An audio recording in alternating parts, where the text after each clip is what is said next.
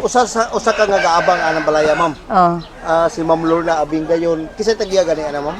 Si Kuan Itsi Blancia. Blancia apelyido ang tagiya sa balay. Dayon gaabang mo diha. Pila mo ka pamilya? Kuan sa duha sa ubos. Tulo sa taas. Ikaw aham ka dapit Sa ubos. sa ubos. So duha mo ka pamilya sa ubos. Yung tulo sa taas bali lima tanan ka pamilya. Ang gaabang.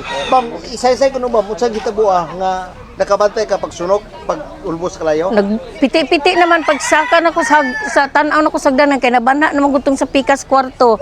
Nagpiti-piti na paghangad na ko kay gawas ko kay nabana na sila gasig-gasiga na. Aham ni gasugod ang kalayo. Dito sa taas.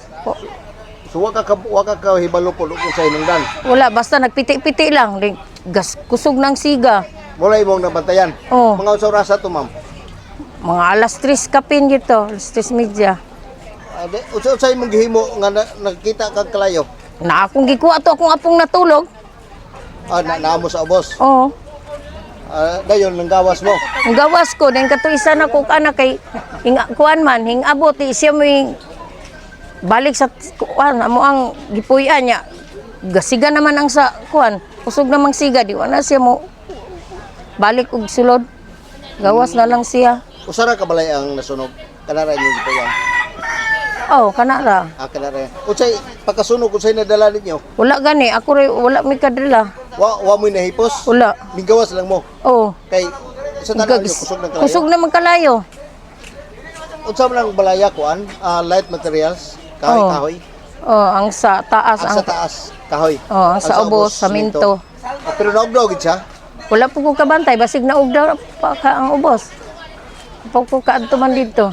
Pero ang balay tanan na sunog. Naugdaw, dako ba ang diana ko do dako man na. Nakatawag ka bumbiro dayon pagka wala ko katkuhan kay wa po'y load akong cellphone, ang mga kauban ra pod. Mga silingan.